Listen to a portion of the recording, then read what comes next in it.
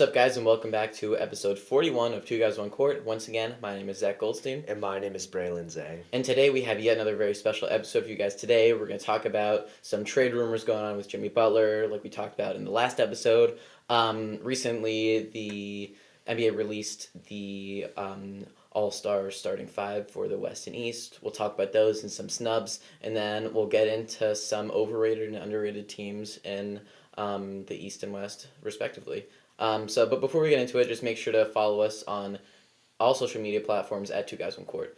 But without further ado, I think we could start with probably the biggest headline recently in the NBA, which was the announcement of the 2025 NBA All-Star starters.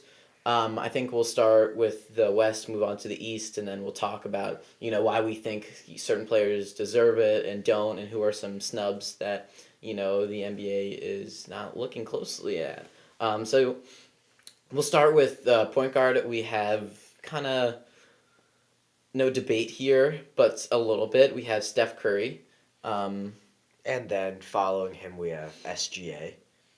Which is very, very, very fair. Very, very fair. Yeah. And then we have our king, number 3, small forward, LeBron James. No doubt. There is no debate there. We have no snubs that could replace LeBron James. Moving on, we have Kevin Durant for the power forward, and then the center, Nikola Jokic.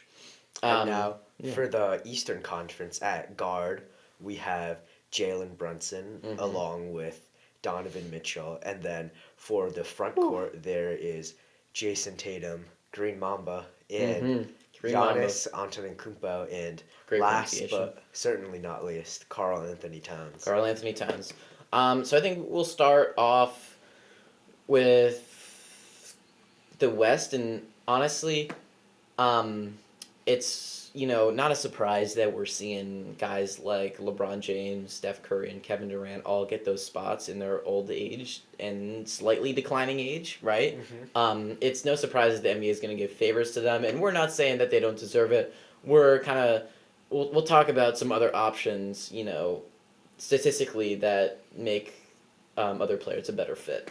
And firstly, we have a little bit of a debate. We both believe that KD should still be in that starting five, but Anthony Davis has had a pretty solid, start to his year, averaging, 25.6 points per game. He has 12 rebounds, 3.5 assists, and shooting 52% from the field. That's pretty solid. Those are insane stats. Those were MVP level stats back in the day. Yeah. Now you can't even get an all-star starter with this, but I mean, I think the reason why we both agree that Kevin Durant deserves the spot is just for his insane efficiency on the court. If you're shooting 52% from the field and then 38% from three when you're taking up such a high volume of shots, you deserve to be on the all-star starting list when you're averaging 27 points per game, not to mention helping your team with other aspects on the court. But these are kind of razor thin margins. We're talking they have the same. They're both shooting 52% from the field. Obviously, Anthony Davis has a lot more blocks, but KD's a lot more efficient with his 27 points per game, and along with that, he has 6.5 assists. Not only would it be that KD is a lot more popular than him, been in the league for longer, much more tenured veteran who has definitely a lot more fans to vote for him. Yes. So that would make a lot more sense why he also got the starter, along with Brown and Curry. A lot, yeah. And honestly, even SGA, there's a young fan base starting for him. So you're not going to see any, low names here. You're going to see these highlight players, Maybe we'll see Bronny James in the future. No, we won't. A lot of people voted for him, which kind of actually, the point they were voting for him. A lot of people were voting for Bronny James, which demeans the point of fan voting. Not really, but come on, the guy plays half of his games in the Cheat League. I mean, that's what they did with Yao Ming. They did. Yeah. That's why he was an all-star for all 8 years of his career, because so many Chinese fans in their billion people nation were voting for him to be an all-star. And that's why they changed it to the point where fan votes weren't 100% of the all-star selections. Yeah, definitely. And then to move on, continuing to the center position for the West, we have probably what I believe is the biggest snub for the West, which is Wembanyama. He is averaging, 25 points, which is not amazing, but it's still really good. It's better than Curry right now. He's only averaging 22. It's also better than LeBron. Oh, come on. Cut him some slack there. But he's putting up 11 rebounds, 4 assists, and averaging 4 blocks a game, which is a little unheard of. That's shooting 48% from the field and 35 from 3. That's nearly 2 times as much as the person in second place. Yeah, that's crazy. Insane. And I don't think this will slow down. How old is he? Like 19, 20? He's like in his, I think, early 20s, 20s, maybe 21. Yeah.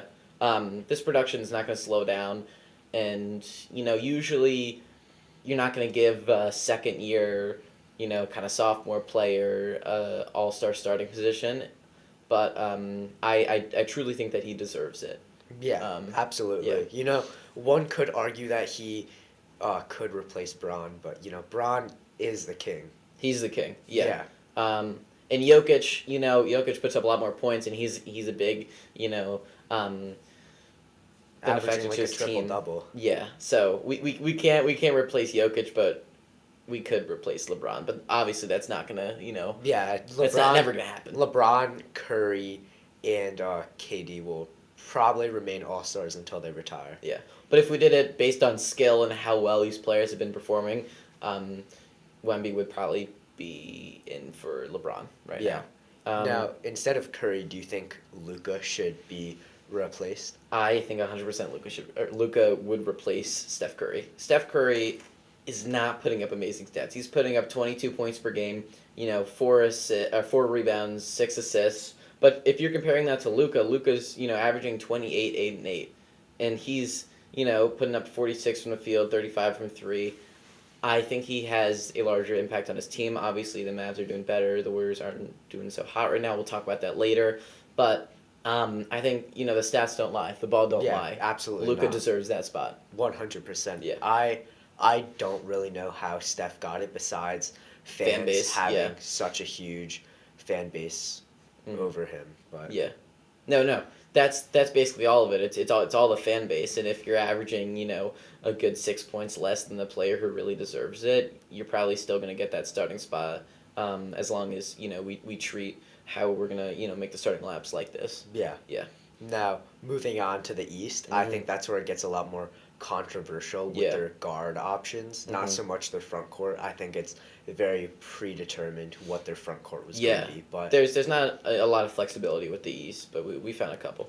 Yeah, and now starting for the East, we mentioned Donovan Mitchell and Jalen Brunson were the starters, and there's a lot of controversy behind LaMelo Ball not being a starter, which he is having an amazing season. Yeah, it's like he's in high school. Yeah. Making those weird, insane, crazy shots. Like he's in high school. Yeah, I mean he's literally he's putting up absurd numbers.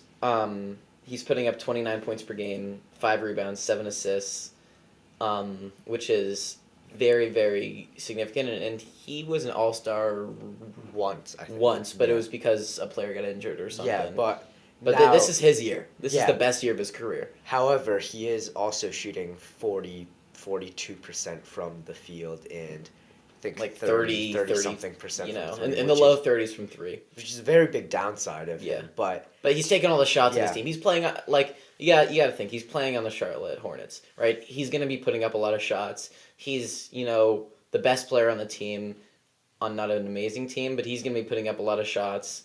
And this is just the type of player that he is, kind of a product of what Curry created. That type of player. There's nothing wrong with it. Many people think there is, but again, ball don't lie. He's putting up nearly 30 points per game. Yeah, definitely. And there's definitely contention for his, he's leading the league in one-legged threes. He is, right? Who would have thought? Who would have thought?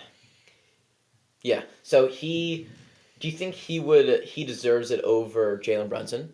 Over Jalen Brunson. Or Donovan Mitchell? I think Mitchell deserves his position. Mitchell does deserve his position because his team is so good, and he's also just an amazing He played a large player. part in that. Yeah. Right? There's 36-7 right now. Charlotte's in 13th place. They have 11 wins and nearly 30 losses. That's not amazing. LaMelo is having a phenomenal year, but I think it's up to your opinion if if whether you weigh the stats more than how well you're doing on a team. I think Brunson deserves the spot. Mm-hmm. Not only is he Why? averaging 26, 3, and 7, he's also shooting amazing. He's shooting 39% from 3. His team is doing good. He's single-handedly leading his team to wins along with Karl Anthony Yeah, and Towns. he's in third place in the West or in the East. The Knicks are 29 and 16. They're a lot better than the Hornets. And I think that also is a lot, but I think it's still close. Yeah, me too. Because I understand like MVP, that's a big part of that is based off of how well you do because it's more of your impact on a team. But All Stars, I think that should be more focused on stats. I think it should be more focused on players because, What? I mean, after all, an all-star is a one player on multiple teams can have multiple all-stars, but there can only be one MVP in the league. So I don't think it's fair that you should judge a player's team in the all-star game, but I think it's fair that you should judge their team in the MVP race. Yeah, that's exactly what I said. Yeah. Um, and that's why I'm still a little thrown up on if LaMelo truly deserves it over Brunson. Me too. Yeah. But if we have nothing to say, I think that kind of wraps up the All Star starters and the snubs. I think those people will definitely be on the All Star team, just not starting, and we'll hopefully get that information out and give it to you guys pretty soon. But to move on, we have kind of the biggest trade rumor drama in the NBA that's been happening with our one old blockbuster superstar, peaked in the 2010s, Jimmy Butler. Jimmy Buckets. Jimmy Buckets. He's been in the news recently.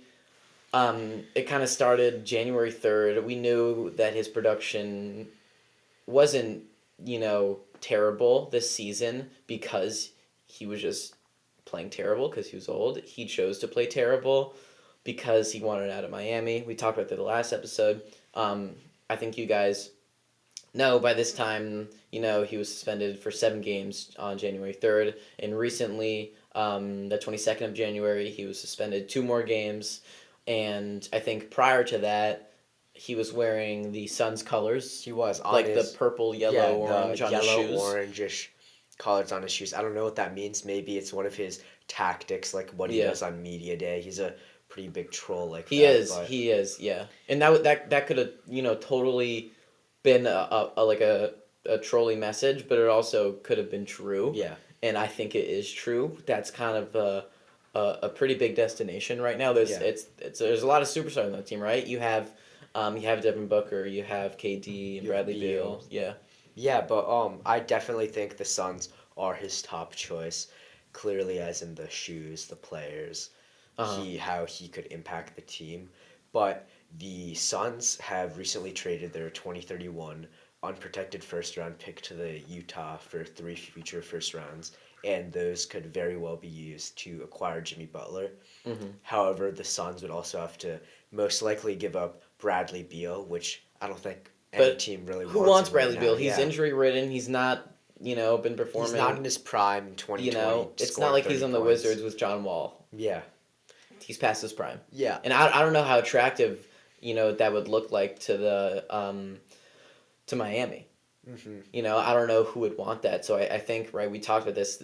It's going to be a more than a 2, team trade. Yeah, maybe 3 team. Yeah. Potentially even 4 team trade if it would go down. But Yeah. I don't really think it's going to go down very easily. I think it's going to be very difficult, very long, very tedious. So. And it's already been a long process. Like I've been expecting to see something from Shams about Jimmy's going to the Warriors, he's going to Phoenix or whatever. But this is kind of a slower process as we're approaching the trade deadline. Yeah.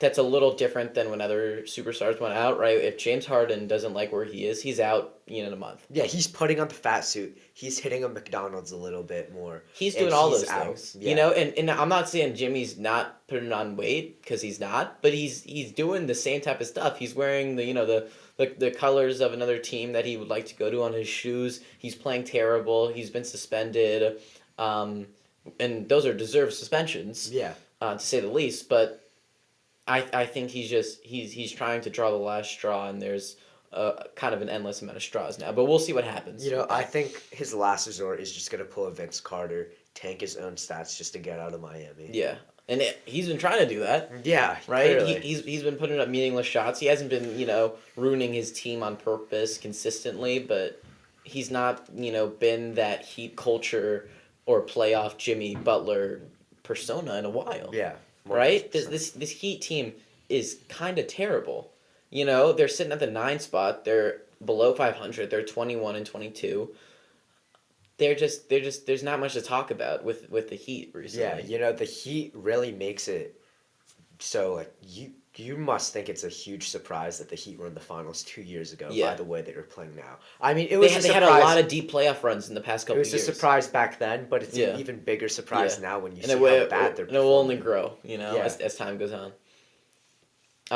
But I think we'll see what will happen with that, and I don't want you guys to expect that we'll get an answer as soon because it's going to be a pretty complicated process and it's going to involve many teams. It could involve Utah, and these are all just speculations. But I think maybe the Suns aren't going to be the best fit with all these aging superstars. That they're not getting any younger. Yeah. And we'll see how they compare to some really, really good teams in the West because that competition is a lot more fierce. But I don't really think they can go far with that. I think it's all about Jimmy getting out of South Beach. Yeah. But moving on, we are going to talk about why the Pistons and the Rockets are doing so good this season. Yeah. And sadly why the Warriors and Celtics aren't performing so well. And this should be a surprise, right? It's usually the opposite, but we want to talk about the stuff that not too many people are focusing on right Yeah. now. Do you want to start with the Pistons? I will start with the Pistons. One of the main reasons why I think the Pistons are so good is because they have such a talented young core Cade, to be amazing. able to Cadenham, yeah. Cadenham, To be able amazing. to lead their team to such amazing wins, to build up their team chemistry, Mm-hmm. to, build up a foundation of what the team's culture is all about. Jaden Ivey, Cade Cunningham, and Asar Thompson, they're an amazing young core. With Asar's a really, really good player. He's a He's great very defender, underrated. Yeah. Cade Cunningham's playmaking is so good. He's third in the He league deserved in that lottery assists. pick. Yeah, and Jaden Ivey's athleticism is out of this world, and his set an amazing In space. Yeah, Out of this world. an amazing foundation for this success. But also thanks to their coaching staff, Monty Williams, they have Gotta love him. implemented an amazing disciplined system that allows for efficient plays, good defense, and a great core. What I'm surprised about this team is the quick turnaround. It was just a Oh, year yeah. ago where they They had had the worst record ever. the worst record Or in the the worst NBA, losing streak the ever. the longest losing streak, consecutive losing streak in NBA history. Yeah. This was on a billboard. The Pistons were terrible. You don't want to go to Detroit to see a basketball game or a football game if you're into that. But the Pacers are above not the Pacers. The Pistons are above 500. They're 23-21. They're in the 6th spot in the East. They're playing a lot better, and that has a lot to do with Cade and Jaden and Asar Thompson. Yeah, not to mention how Jalen Duren and Isaiah Stewart have amazing rebounding and defense skills that are key to the success of getting the ball, forcing turnovers, and scoring points. Yeah, you put a whole bunch of underrated players together, and you'll see what will happen. Eventually, they'll make a quick turnaround, and they're playing amazing this season. Yeah, now, moving on, do you want to talk about how the Rockets are doing so good? The Rockets are a little similar to OKC in a sense that they're a little filled. They have a veteran leader in Fred VanVleet, but the Rockets are number 2 in the West, which is very difficult in this day and age. They're 29-14, and they're honestly proving how phenomenal their team is. We knew that a couple years ago, maybe a half decade ago, when the Thunder and Rockets were back at the top with Russ and Harden and all those amazing players. When they traded all those players away, they got sent. Both of those teams got sent a whole bunch of all these young players, and I think one of the biggest, most valuable young players on this Rockets team is Jalen Green. Yeah. And the most underrated is going to be Albert Sengun. I think his defense is really, really good. And I think we're seeing these young teams that we've been talking about grow up and play amazing basketball. right? It's OKC and the Rockets that are now, proving themselves as these young stars. Yeah, there's a clear trend here. Yeah. Pistons, Rockets, Thunder. They were all some of the youngest teams in the league at one point, along with the They're finding Spurs. their own now. Now, a couple years later, they're at the top of, maybe not the top, but they're all above 500. I think Yeah. they're all amazing young cores, and they're all going to perform so good in the future. I mean, the Thunder and the Rockets are literally on top. That's the 1 and 2 seed in the West right now. The Spurs, on the other hand, are in the 12th seed, but that's not saying that they're not playing pretty solid. They're close to 500. They're 20 and 22, which is a lot better than last season. We know with the competition in the West, it's going to be harder to get, a better rank. But I know you have a lot of confidence in that team, and especially in Wembanyama, and I agree with that. Maybe not to the lengths that you go to, but I think it'll be a bit of a slower process. Yeah. But I definitely think that we're going to see the Rockets, Thunder, and Spurs climbing their way to the top of the Western standings for the next couple of years. Yeah, more reasons why I think the Thunder are so good is that Sengun's ability to pass the ball and be a good playmaker on offense while being a big man is key to the part of Jalen Green and other players like Brooks and Van Vliet's success in the game. Yeah, definitely. Not to mention the coaching and the good work ethic that the coaches and front office make all the players have. Yeah. Would you like to move on to the not so amazing teams? Yeah. We'll start with the Celtics here. My beloved Celtics.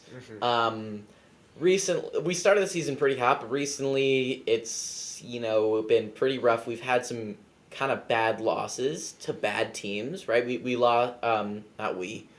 I wish I was on the team, but the Celtics lost by a good amount to the Raptors recently, and they've not been playing like them recently. They had a big win against the Warriors, 40 points, but also that doesn't show a lot because the Warriors are the other team that we'll be talking about. That's also not so amazing.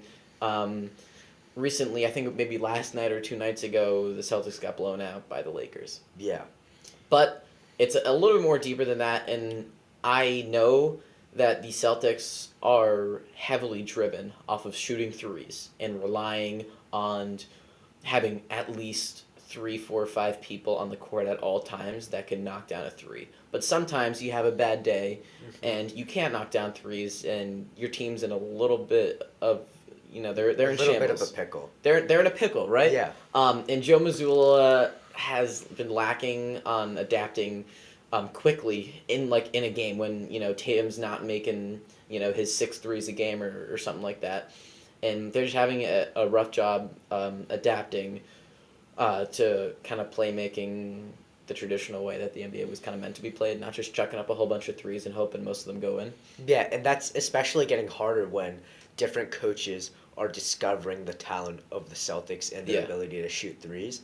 If you're finding a prime strategy to score and the other coaches find out a prime strategy to defend the scoring, such as very strong perimeter defense, it's not going to be a great story for you. Yeah, you need a superstar. You need a Michael Jordan. You need a LeBron James for you to be running the same system on offense and defense and you to win consecutive championships. Yeah. You need something really special, and they're starting to lack that in Boston. But hopefully, they can turn it around because they still are they're second in the East. I think they do have about 14 losses. I think they have the same record as the Rockets. But comparing it to last year, they had 18 losses the entire season. They have 14. It's still a couple weeks before the All-Star break, and that's a little bit unacceptable at this point, especially with their prestige. Now, moving on to the Warriors, another team with a very similar situation to the Celtics. They're in a very similar boat right now. Yeah. I think one of the prime reasons why Curry and Draymond aren't performing so well and carrying their team to the next level is because they're getting old. Yeah. They're getting injured a lot. Something you can't escape. Draymond's fighting a lot of people. It's very hard for their team chemistry to be built up, and I think it can only go down from here. Yeah, and you could have an MMA fighter on your team if you have, 2017 Steph Curry on your team, but this is 2025 Steph Curry. He's putting up 22 points per game. He's not putting up 32 points per game. He's still putting up some production for the team, but it'll only get worse. Yeah. And that could be a slower process. But, the future's not looking so bright at this moment for both the Warriors and the Celtics. Yeah, speaking of their chemistry, I just don't think their young players and their old players get along very well. Sometimes the young play really good, sometimes the older players play amazing, but Yeah. they just have really inconsistent playing Yeah. and scoring times, along with a declining defense. However, there are some players that are doing pretty good to help the Warriors defense. Yeah, and we'll see what will happen with those teams. Obviously, we know that the Warriors started the season pretty hot. They were like 14-2, 14-4, Yeah, they whatever, were which is starting very amazing. surprising. And the same happened with the Celtics, right? This is not abstract problem that is not happening to two teams at the same time that are historically good, especially recently. But we'll see what will happen with these teams. I think they can turn around for the end of the season, and they're both, in and around playoff contention, especially the Celtics.